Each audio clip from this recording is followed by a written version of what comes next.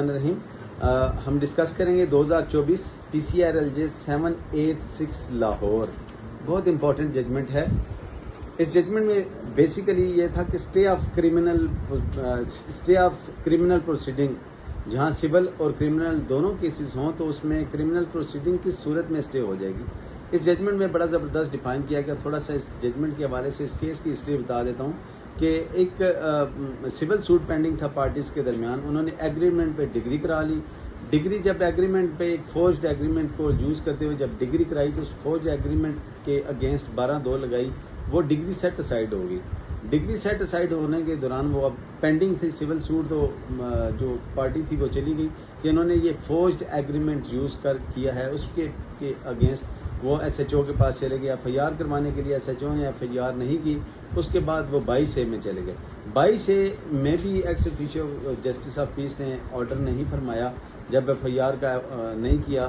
اس کے بعد وہ ریٹ پٹیشن میں چلے گئے. تو اس میں ہز لارڈشپ مسٹر جسٹس سردار محمد سرفراز ڈوگر صاحب نے ہیلڈ کیا کہ FIR کروانے کے کیا کیا پروسیجر ہیں. تو اس میں انہوں نے بیسیکلی یہاں پہ 3 پروسیجرز کا بتایا کہ فرسٹ آف آل آپ SHO کے پاس جائیں گے اپلیکیشن لے کے.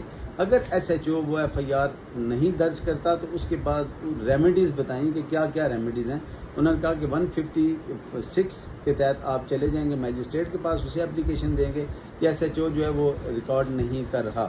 جب آپ اس کے بعد ادر 156 سب کلاس 3 ہے جس کے تحت آپ جائیں گے. اس کے بعد پرائیویٹ کمپلینٹ 200 کے تحت بھی آپ ڈائریکٹ پرائیویٹ کمپلینٹ کر سکتے ہیں اگر FIR نہیں ہوتی.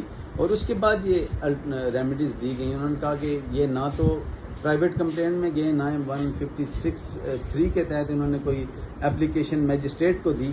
تو اس کے بعد انہوں نے کہا کہ یہ آ گئے. تو انہوں نے ان کو کہا کہ جب آلٹرنیٹو ریمیڈیز آپ کو اویلیبل تھی تو آپ کی ریٹ مینٹینیبل یہاں پہ نہیں تھی. تو اس میں انہوں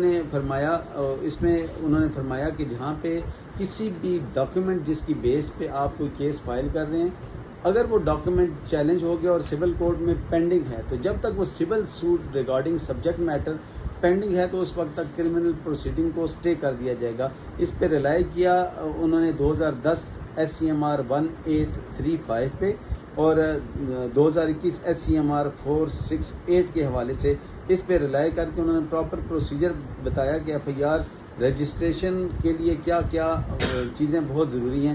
اسی میں آگے چل کے انہوں نے 476 CRPC کے حوالے سے بھی ڈسکس کیا اور اس کو بھی ایلیبریٹ کیا کہ ملٹیپل لٹیگیشن کی اس سے بچنے کے لیے بھی آپ کو جو پروسیجر اڈاپٹ کرنے ہیں اس میں یہ ہے کہ بہتر طریقہ یہ ہوتا ہے کہ جو ریمیڈیز آلٹرنیٹو دی گئی ہیں ریمیڈیز کو اویل کریں اور ان کو اویل کرنے کے بعد یہ آئیں. اسی میں 1970 SCMR پیج 10 کا حوالہ بھی دیا، اس کو بھی ریفرنس کو کوٹ کیا.